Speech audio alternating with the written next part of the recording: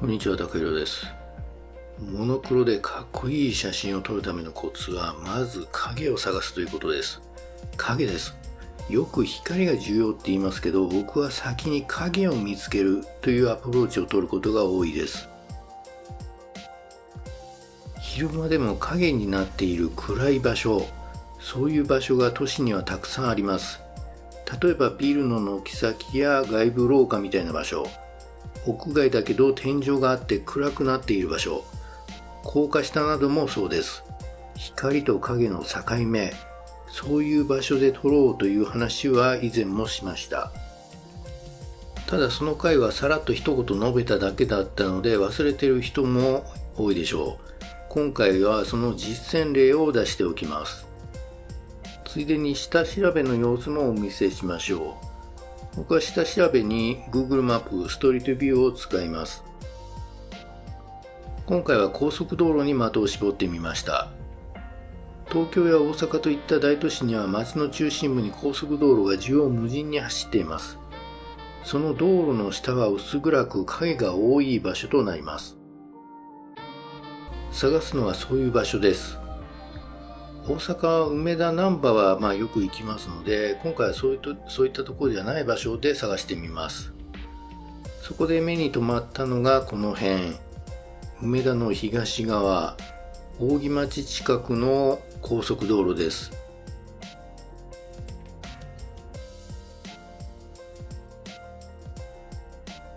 航空写真に切り替えて見てみると、高速の近くにビルが並んでいるのが見えて、なかなか良さそうです。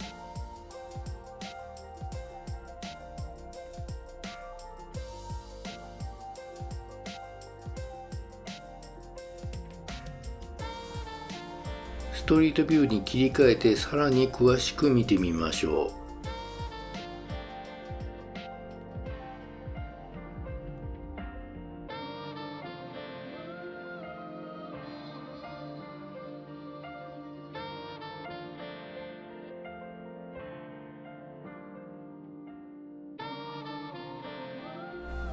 いい感じ。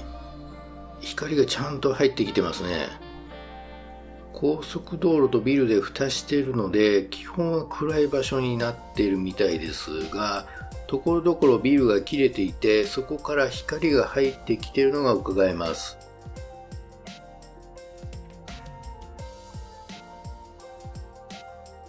いいですね、この細い道。しかもこの道は建物の裏側でエントランスが全然ないです。看板も少ないです。こういう道は表通りよりもごちゃごちゃしてなくて、背景を整理しやすいです。ここなら何か撮れそうです。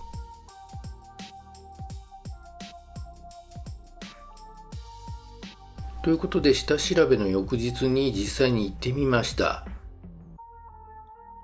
予想通り高速道路とビルに囲まれた暗い場所でした。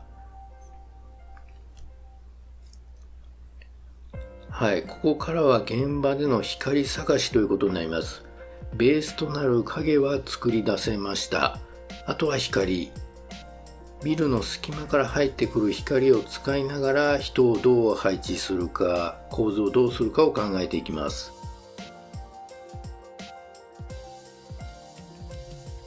とりあえずこの角度で撮ってみましたが、ちょっと不満かな。予想の範囲内という写真です。光か構図か、どちらかでもっと予想を超えたいです。ということで今度はもっと引いて中望遠で狙ってみましょう。前方の光が矢印のような形をしていて面白いです。そして奥に通行人を配置します。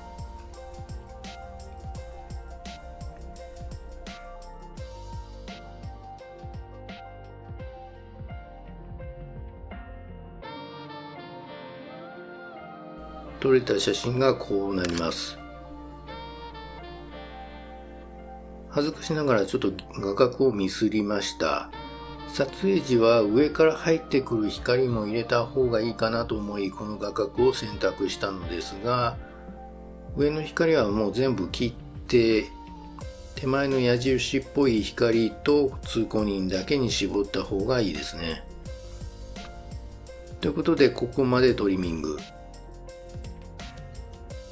モノクロにした後、少しだけ黒を締めてやると、周りの情報が消えて被写体が浮かび上がります。とはいえ、黒つぶれにはなっていません。少しだけあることはありますが、このぐらいなら問題ないでしょう。例えばこの辺の道がべったり黒つぶれしているとちょっと印象悪いかなと思います。YouTube 上では黒く潰れてるように見えるかもしれませんが、実際の写真ではこの辺のディテールは少し残っています。同様に白飛びもありません。このように白黒はっきりした写真でも白と黒に余裕を持たせて編集するのが大切です。無理やりコントラストを上げて作った写真だともっと不自然さが出るんですよね。この塩梅が大切です。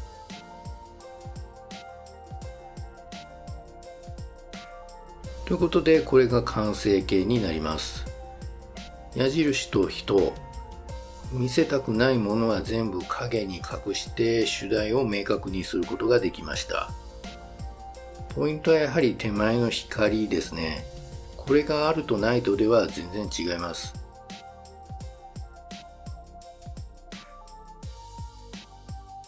今回紹介した写真では、まず全体が影で覆われているような場所を探すことからスタートしました。こういうアプローチ方法、分かってしまえば何でもないんですけど、意外と知られていない方法です。光ではなく影を探す。以前に行ったフォトコンテストでも入選作品は大体そのような場所で撮影したものが多かったです。つまり分かっている人は分かってるんです。撮れるシチュエーションっていうのを。でも分かってない人はまずはそこなんですよね。構図がどうとかそういうのを考える前の段階で影を探せていないんです。影といっても小さな影ではなく、もうその空間全体が暗くなるようなそういった大きな影ですね。そういう場所にまず行ってみましょう。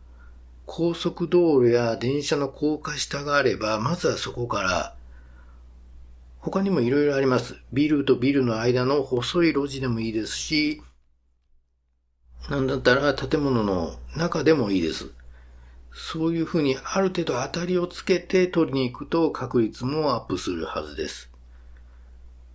今回はまず影を探せという話でした。参考になったでという人はグッドボタンをよろしくお願いします。それではまた。